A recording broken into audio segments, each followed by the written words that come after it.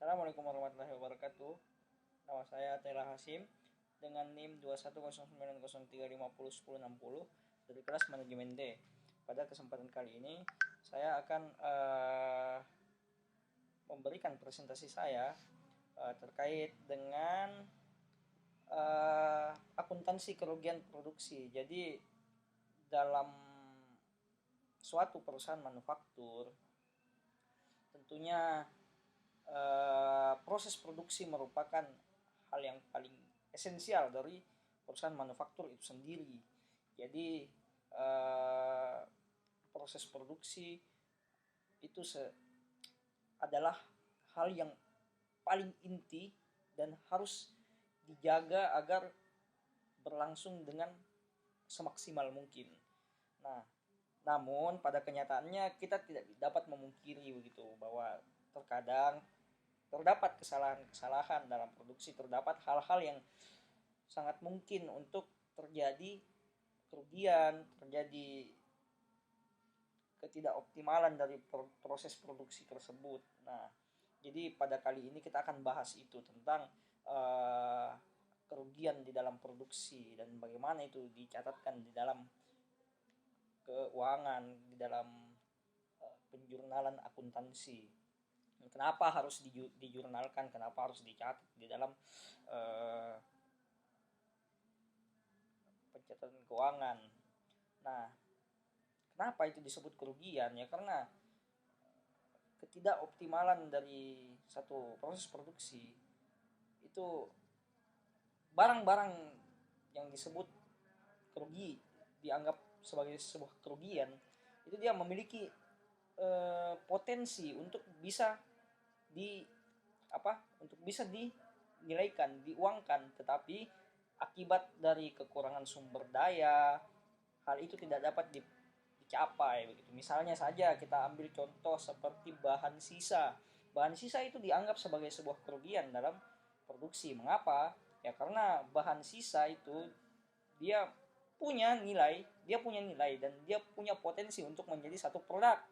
Tapi karena kurang bahannya, hanya terdiri dari sisa-sisa bahan yang tidak bisa menjadi satu produk utuh sebagaimana produk-produk yang diinginkan, maka dari itu bahan-bahan sisa ini tidak dapat diapa-apakan. Misalnya sebuah pabrik odol misalnya, bahan bakunya itu misalnya, atau jangan odol deh,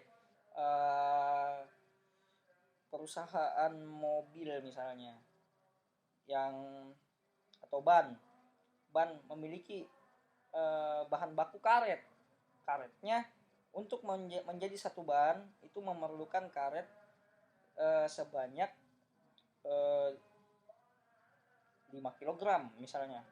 Namun dalam akhir proses produksi terdapat bahan sisa sebesar 3 kg. Nah, ban karet yang sisa 3 kg ini tidak dapat menjadi satu ban dikarenakan untuk menjadi satu ban karet ini memerlukan 5 kg. Maka terdapat 2 kg yang kurang di situ. Dan itu mengapa karet 3 kg ini disebut kerugian, karena karet ini tidak dapat dioptimalisasikan menjadi sebuah produk. Nah, itulah mengapa itu disebut kerugian. Terus apa saja di dalam selain bahan sisa?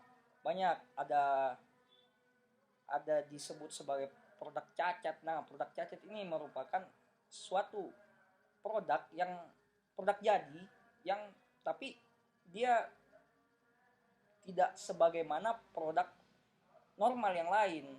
Ada kecacatan, ada kesalahan di situ, kesalahan cetak misalnya.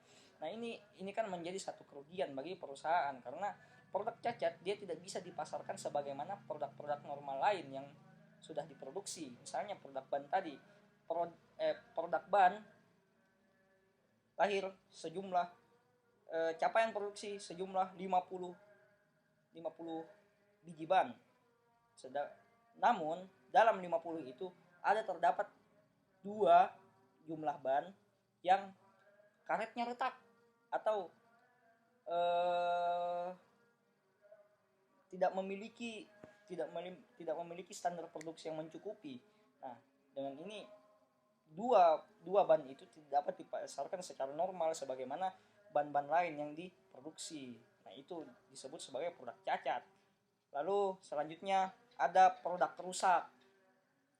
Produk rusak sendiri itu tidak memiliki standar produksi yang dari segi teknis atau ekonomis tidak dapat diperbaiki. Kalau produk cacat dia dapat diperbaiki atau di daur ulangkan, maka produk rusak itu dia tidak dapat diperbaiki lagi. Lalu maka dari itu dia disebut sebagai kerugian. Nah, mungkin itu saja yang dapat saya sampaikan dalam pemaparan video kali ini. Atas kurang lebihnya mohon dimaafkan. Wabillahi taufiq wal hidayah. Assalamualaikum warahmatullahi wabarakatuh.